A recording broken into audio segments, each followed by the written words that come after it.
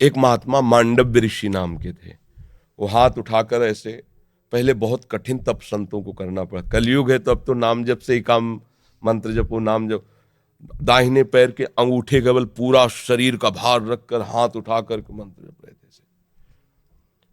उसी राज्य में कुछ चोरों ने राजा के यहाँ चोरी की, राज कर्मचारियों ने पीछा किया, उनके आश्रम में गए और आश्रम में छुप गए, इस भाव से कि महात्मा के आश्रम को देखते ही राज कर्मचारी वापस चले जाएंगे कि यहाँ कैसे चोर छुपे हों।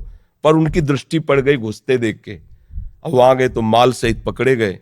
तो उन्होंने सोचा कि महात्मा ने ये नाटक कर रहा है, चोर रखता है और चोरी करवाता है। तो उसी अवस्था में मांडव्य ऋषि को भी ले गए और राजा के सामने पेश किया कि समस्त चोरों को पकड़ लाए तो उनका शूली की सजा दे दो। शूली की सजा बड़ी भयानक होती थी।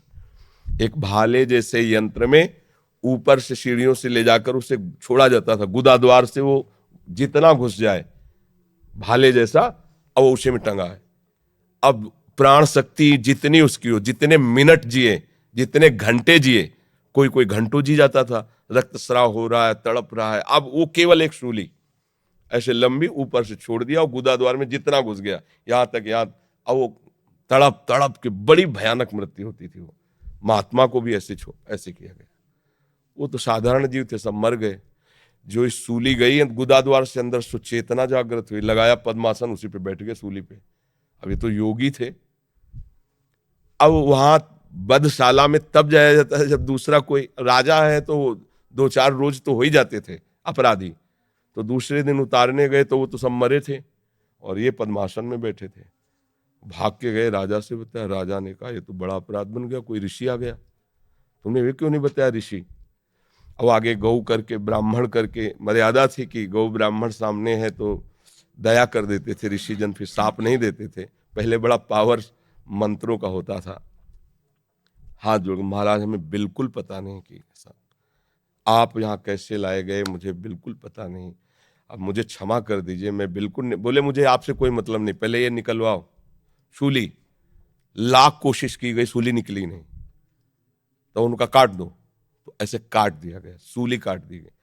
सीधे वहां से अंतर ध्यान हुई, धर्मराज के पास पहुंचे, क्योंकि पावरफुल महात्मा थे। धर्मराज से कहा कि मैंने क्या ऐसा पाप किया जो तुमने दंड विधान किया, क्योंकि ऊपर हाई कमान तो वहां है ना, क्रिया यहां दिखाई दे रही, कारण तो वहां है ना, पूरा हिसाब किताब उनके पास।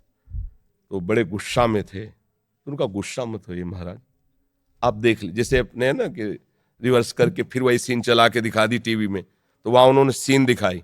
ये 8 वर्ष के बच्चे हैं, खेल खेल में तितली को पकड़ा और उसकी गुदा के द्वार में बम्बूल का कांटा डाल दिया और छोड़ दिया।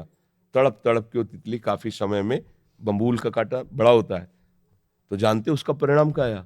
सूली उनके गुदा में डाली गई महात्मा होने पर भी। अच्छा, गुदा से कांटा निकाला नहीं तो सूली निकली नहीं। ये केवल मुंह जबानी कथा नहीं, महाभारत में भगवान व्यास देव जी ने इसको लिखा है। तो उनका नाम हुआ अणिमांडव्य। तब उन्होंने कहा कि हम नया नियम बनाते हैं, 14 वर्ष तक के बालक के पहले के अपराध जो हैं वो नहीं माने जाएंगे, वो मैं क्षमा करने का विधान बनाता हूं। और तुम मुझे बालक को इतना बड़ा दंड दिया उस खिलवाड़ का, इसलिए तुम मृत्यु लोक में जाओ, 100 वर्ष के लिए मैं तुम्हें साप देता हूं। तो वही विदुर जी के रूप में आए, साक्षात धर्मराज।